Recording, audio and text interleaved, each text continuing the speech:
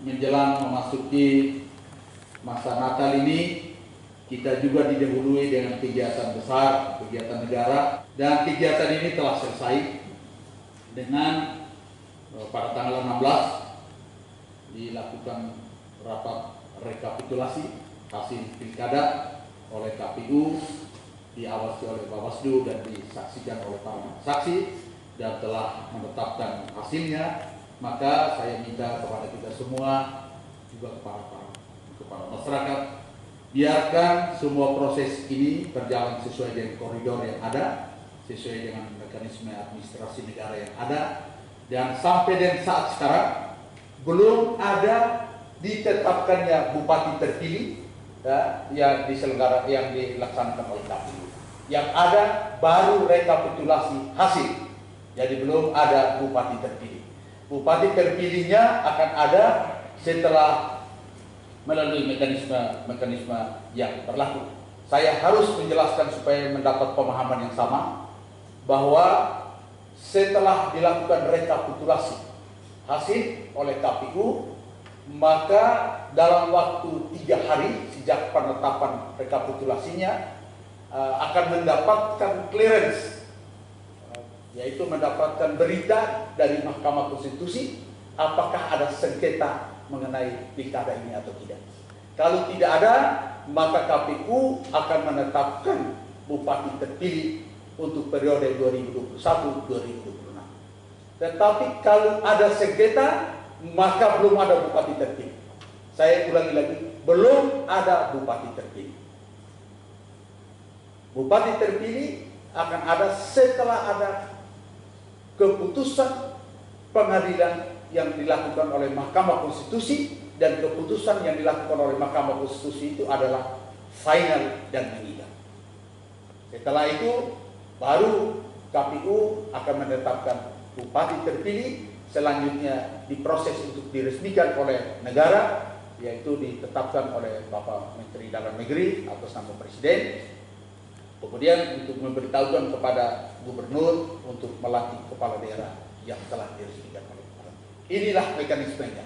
Jadi tolong diberitahukan kepada semua pelaku pilkada ini untuk kendalikan diri, tidak boleh terlalu euforia, sebab nanti akan terjadi gesekan-gesekan, terjadi kekecewaan-kekecewaan. Biarkanlah semua proses berjalan dengan baik sebagaimana mestinya. Karena yang namanya kepala daerah, yang namanya presiden, yang namanya DPRD, yang namanya DPR, yang namanya DPR, masa jabatannya dibatasi oleh waktu yang tetap.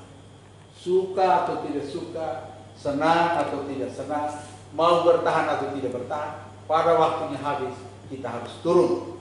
Ibaratnya seperti pepatah, mereka mengatakan bahwa hidup di dunia itu ibarat pemain sandiwara di atas panggung, dan harus sadar bahwa setelah sandiwaranya selesai harus turun dari panggung tersebut. Dan untuk Bupati Malaka periode 2016 sampai dengan 2021 akan berakhir pada 17 Februari 2021. Ya, jadi bupatinya masih ada, yaitu sampai dengan 17 Februari 2021.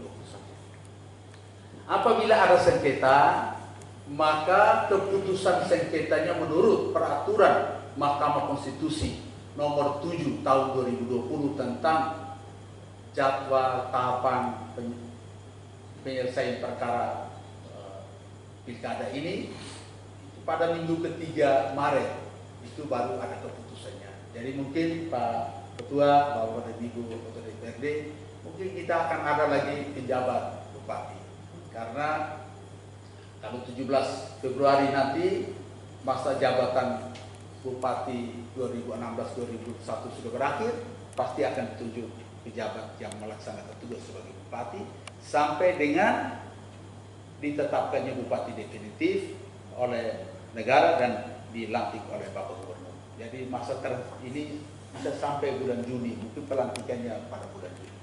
Oleh karena itu, saya berharap Pak Sekda tetap menjaga berjalannya roda pemerintah daerah, Bapak dan Ibu anggota DPRD tetap mengatur jadwalnya untuk supaya mekanisme persidangan tetap berjalan sebagaimana mestinya.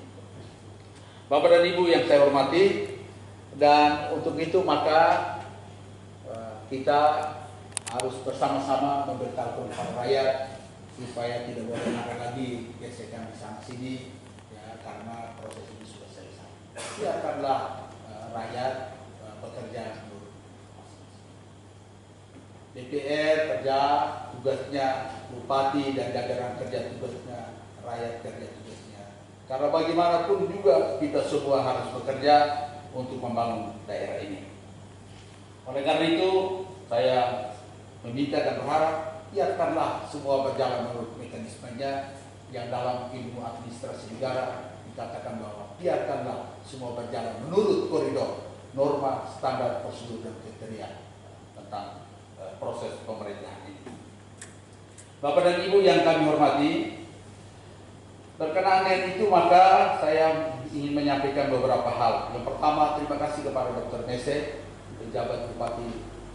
pejabat sementara Bupati Melaka yang telah melaksanakan tugas ketika kami melaksanakan cuti di luar tanggungan negara sejak 26 September sampai dengan 5 Desember.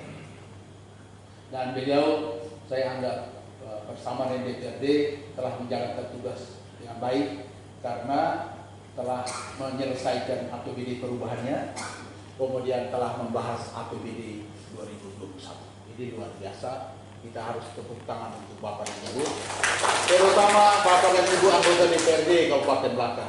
Di dalam pembahasan APBD 2021, selain harus berjuang supaya kandidatnya mendapatkan suara yang banyak, juga memberikan perhatian supaya APBD ini bisa berjalan dengan baik.